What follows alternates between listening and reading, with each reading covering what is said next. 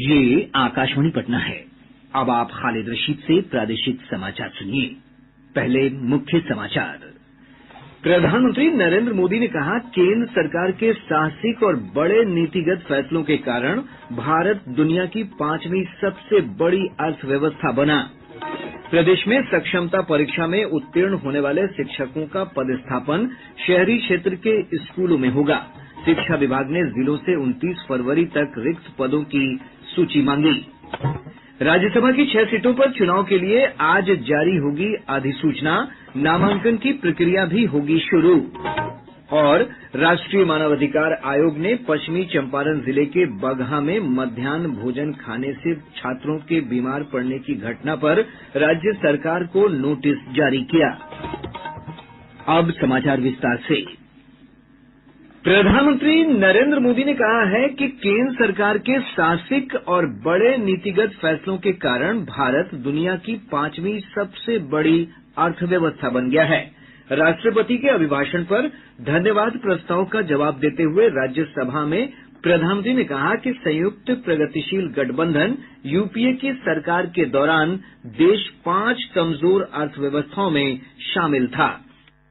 मेरी गारंटी है, गरीबों के 5 लाख रुपए तक की इलाज की सुविधा आगे भी मिलती रहेगी। मोदी की गारंटी है, 80% डिस्काउंट से जो दवाइयां मिल रही है, जिसका लाभ मध्यम वर्ग गरीब को मिल रहा है, वो मिलता रहेगा। किसानों को जो सम्मान निधि मिल रही है, वो सम्मान निधि चालू रहेगी। गरीबों को पक्के घर देने का मेरा कार्यक्रम जारी रहे। जल्द से जल्द हम नए शौचालय बनाने की जरूरत पड़ेगी। विकास की जो दिशा हमने पकड़ी है, इसको हम किसी भी हालत में जरा भी धीमी नहीं होने देना चाहते।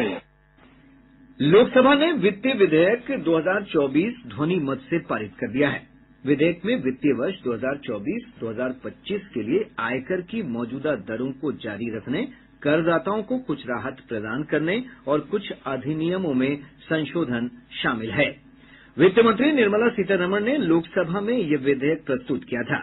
विधेयक पर चर्चा का जवाब देते हुए वित्त राज्य मंत्री पंकज चौधरी ने कहा कि आयकर की वर्तमान दरों में कोई परिवर्तन नहीं किया गया है। आयकर की दरों में किसी भी प्रकार का बदलाव नहीं किया गया है। 28 जून 2023 से प्रेस रिलीज के माध्यम से जो स्रोत पर एकत्रित किए गए आयकर में परिवर्तनों को उसे अधिनियम का भाग बनाया गया। कर छूट के लिए जो स्टार्टअप को शुरू करने की तिथि को बढ़ाया गया, जो कि 31/3/2025 तक बढ़ा दिया गया है। चुनावी वर्ष के बावजूद हमारी सरकार ने उपयुक्त प्रावधानों के अतिरिक्त और किसी प्रकार का परिवर्तन नहीं करते हुए अंतरिम बजट के माध्यम से देश के विकास की प्राथमिकता दी है। इससे पहले विधेयक पर हुई चर्चा में कांग्रेस नेता मनीष तिवारी और जनता दल यूनाइटेड के कौशलेंद्र कुमार समेत अन्य दलों के नेताओं ने भाग लिया। मुख्यमंत्री नीतीश कुमार ने कहा है कि अब वे पूरी तरह से एनडीए के साथ हैं। नई दिल्ली में प्रधानमंत्री नरेंद्र मोदी से मुलाकात के बाद संवाददाताओं से बातचीत में श्री कुमार ने कहा कि अब कहीं दूसरी जगह जाने का सवाल ही नहीं पैदा होता है। 1995 से साथ में थे, अब बीच में 2 बार इधर उधर जरूर हो गए थे, लेकिन अब कभी नहीं, फिर वहीं रहेंगे, अब इधर उधर नहीं। ना सीट वगैरह की बात के बारे में चर्चा करने का कोई तुक नहीं है। वो तो सब होगी ही और सब बात सबको उन लोगों को शुरू से मालूम है। बाकी सब चीज का कोई खास बात। मुख्यमंत्री नीतीश कुमार 2 दिवसीय दौरे पर नई दिल्ली में हैं। दौरे के पहले दिन उन्होंने प्रधानमंत्री के साथ ही केंद्रीय गृह मंत्री अमित शाह और भाजपा अध्यक्ष जेपी नड्डा से मुलाकात की।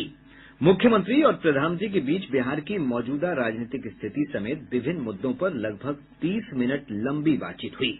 श्री कुमार ने केंद्रीय गृह मंत्री अमित शाह से राज्य में उत्पन्न राजनीतिक हालात को लेकर चर्चा की। मुख्यमंत्री श्री कुमार ने भाजपा अध्यक्ष जेपी नड्डा से मुलाकात कर उन्हें राज्य की वर्तमान राजनीतिक स्थिति से अवगत कराया। मुख्यमंत्री का आज भाजपा के वरिष्ठ नेता लालकृष्ण आडवाणी से मिलने का कार्यक्रम है।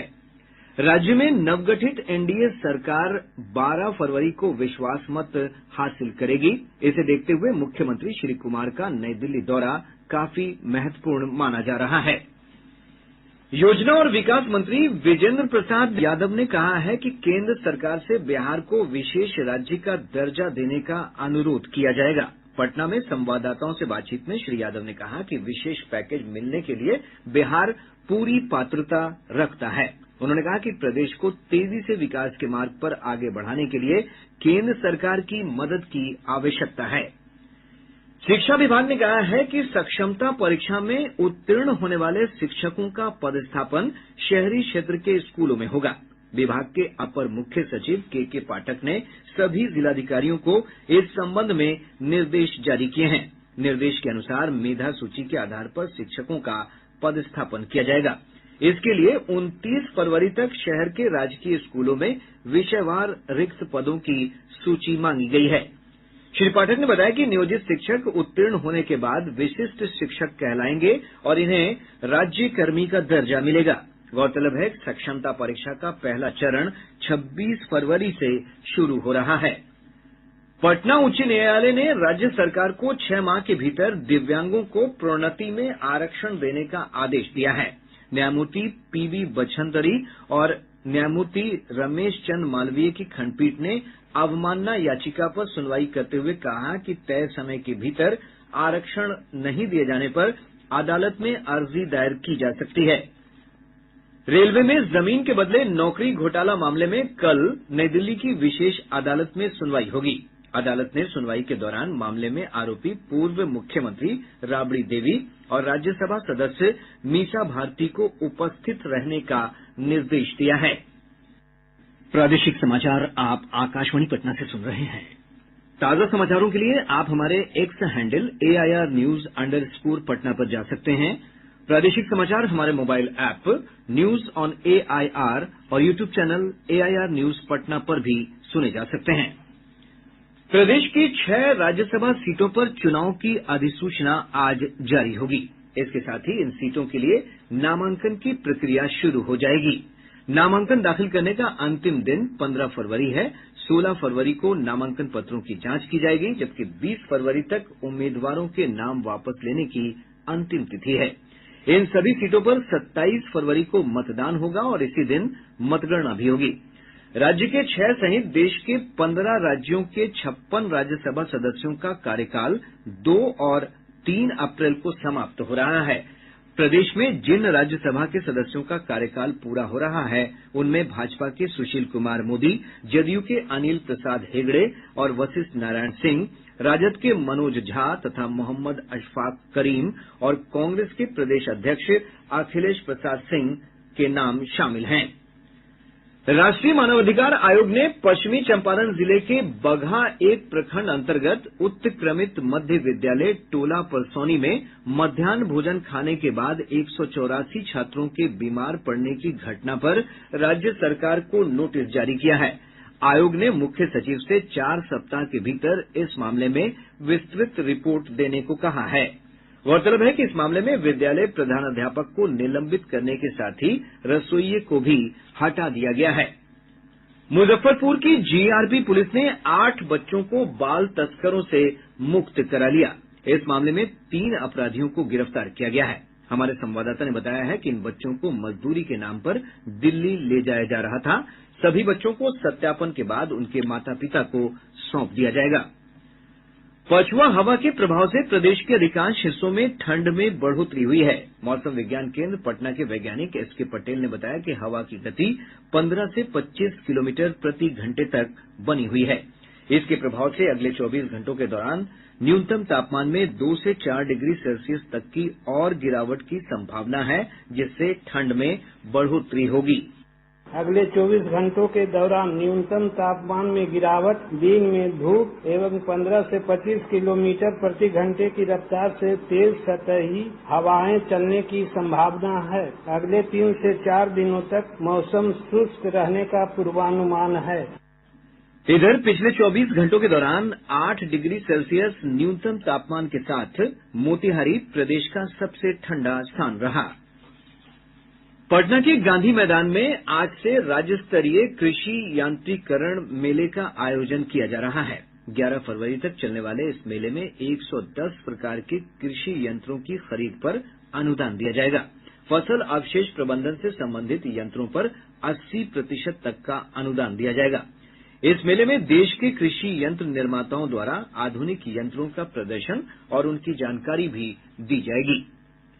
झारखंड के चतरा में नक्सलियों और पुलिस के बीच मुठभेड़ में गया के वजीरगंज प्रखंड के खिरियावा गांव निवासी सिकंदर सिंह सहित 2 जवान शहीद हो गए।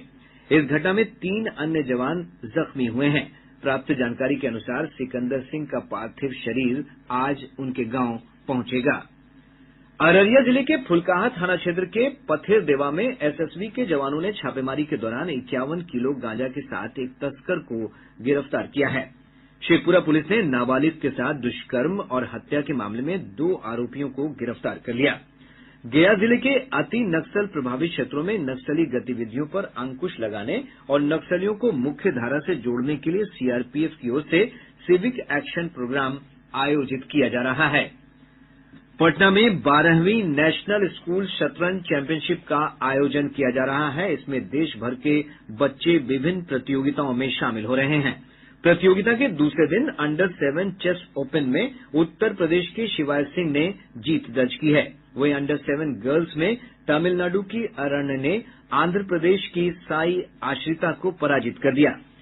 पटना में 21 से 25 फरवरी तक आयोजित होने वाली 41वीं जूनियर नेशनल सॉफ्टबॉल चैंपियनशिप के लिए बिहार टीम की घोषणा कर दी गई है। टीम का प्रशिक्षण शिविर कल से 15 फरवरी तक पटना में आयोजित किया जाएगा। प्रदेश में जारी इंटरमीडिएट परीक्षा में नकल के आरोप में 14 परीक्षार्थियों को निष्कासित कर दिया गया है।